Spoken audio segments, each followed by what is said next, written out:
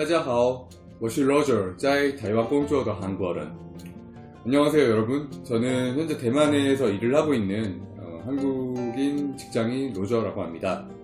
오늘 제가 준비한 영상은 한국의 대기업에 취업하는 과정과 그리고 입사했을 때 받을 수 있는 연봉에 대해서 영상을 준비해봤습니다.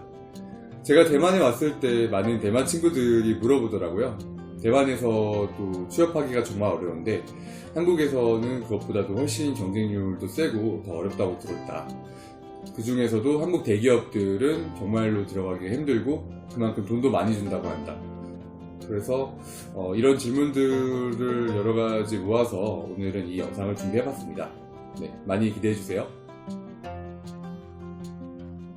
네, 우선 제 소개를 드리자면은 저는 한국에서 대학을 나와서 한국의 LG그룹의 한 계열사에서 3년 정도 일을 했었고 그리고 말레이시아로 이직을 해서 거기서 일을 하다가 이번에 대만에 와서 일을 하게 되었습니다.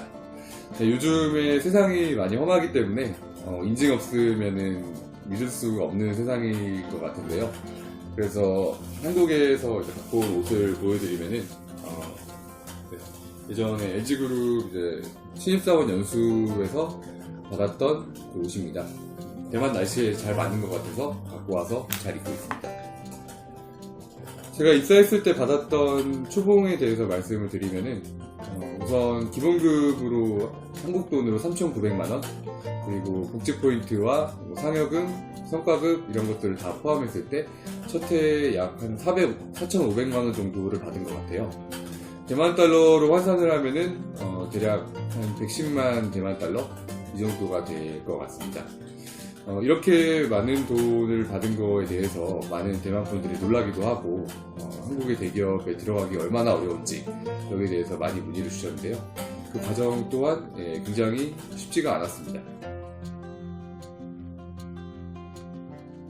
제가 입사했던 회사 이외에도 굉장히 많은 돈을 주는 대기업들도 많이 있는데요. 그만큼 들어가기가 굉장히 어려웠습니다.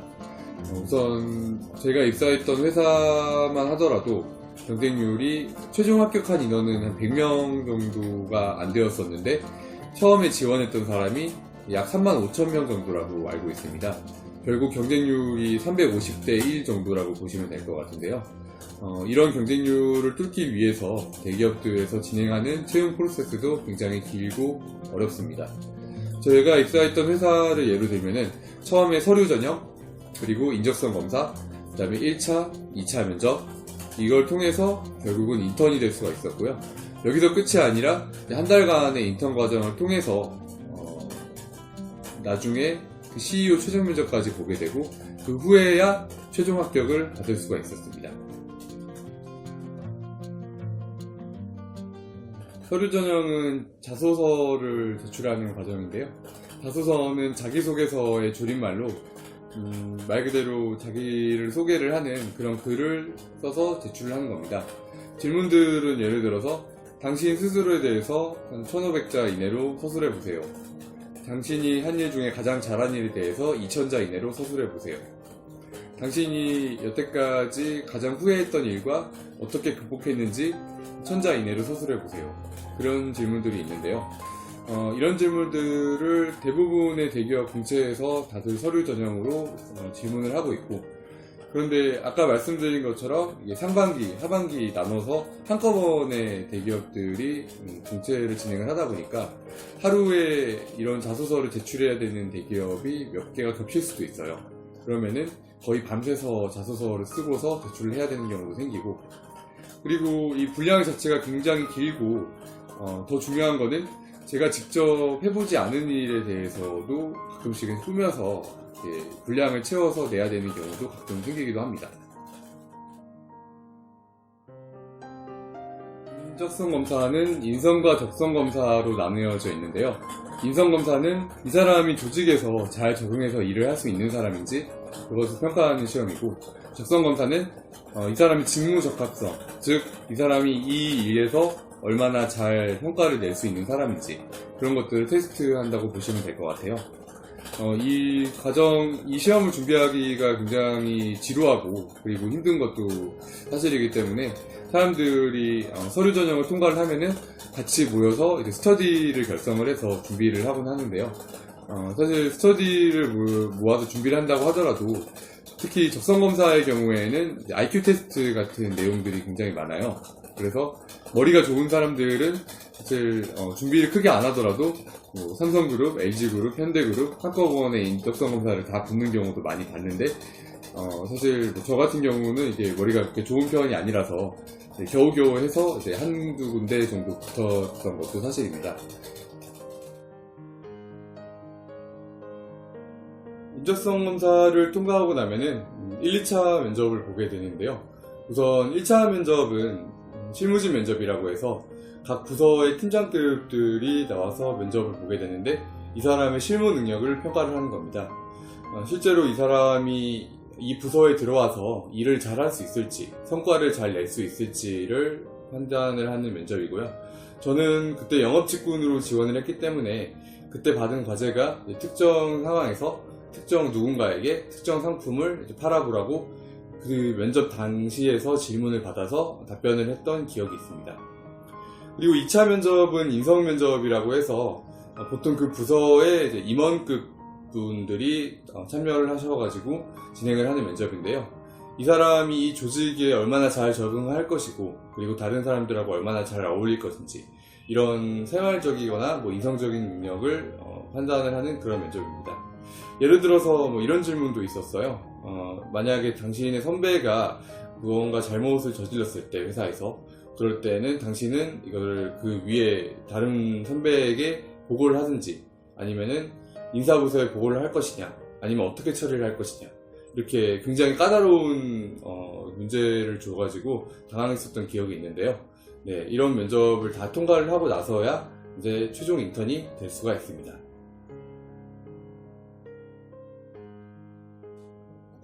네, 이렇게 1차, 2차 면접까지 통과를 하면은 드디어 인턴이 될 수가 있는데요.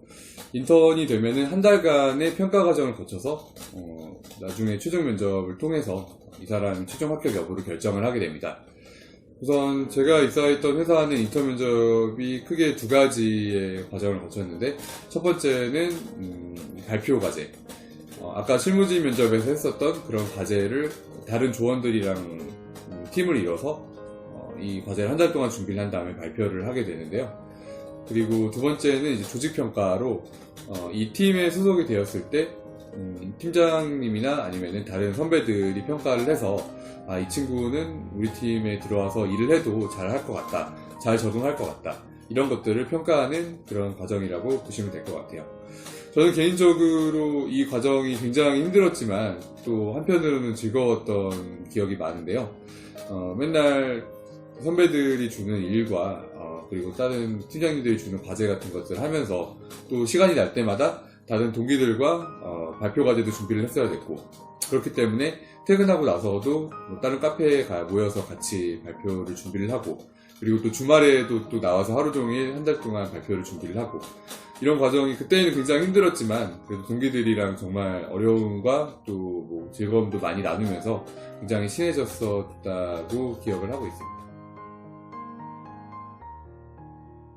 이 한 달간의 인턴 과정을 통과를 하면은 최종적으로 CU 면접을 보게 되는데요. 이 CU 면접에서는 면접뿐만 아니라 여태까지 했었던 모든 그런 채용 과정, 서류, 인적성, 면접, 인턴 평가 이런 것들을 다 포함을 해서 종합적으로 CEO께서 판단을 하시는 면접이라고 할 수 있습니다. 그때 한 가지 특이했던 점은 그때 CEO께서 관상을 보실 수 있는 분이라고 해서 저와 저희 동기들은 굉장히 두려움에 떨었었는데요. 이런 과정을 거쳐서 저는 정말 운이 좋게도 최종 합격을 할 수 있었고 그리고 그 회사에서 3년 동안 굉장히 잘 다녔던 것으로 기억을 하고 있습니다. 네, 지금까지 한국 대기업의 채용 프로세스에 대해서 간단하게 설명을 드렸는데요. 물론 제가 입사했던 회사 말고도 다른 회사들도 많고 그 회사들마다 각각의 프로세스 방법이 있는 걸로 알고 있어요. 하지만 대부분의 한국 대기업들은 이러한 채용 프로세스를 따르고 있고요. 제가 알기로는 대만의 많은 분들이 한국의 대기업에서 일을 하고 싶어 하시는 걸로 들었습니다. 그래서 제가 도움이 될 수 있게 만약에 궁금하신 점이 있으면 언제든지 댓글로 문의를 남겨주시고요. 이 영상 재미있게 보셨다면 좋아요와 구독 부탁드리고 재미가 없으셨다면 싫어요와 구독 부탁드립니다. 다음에는 더 재미있는 콘텐츠로 다시 찾아오겠습니다. 그러면은 모두 감사합니다.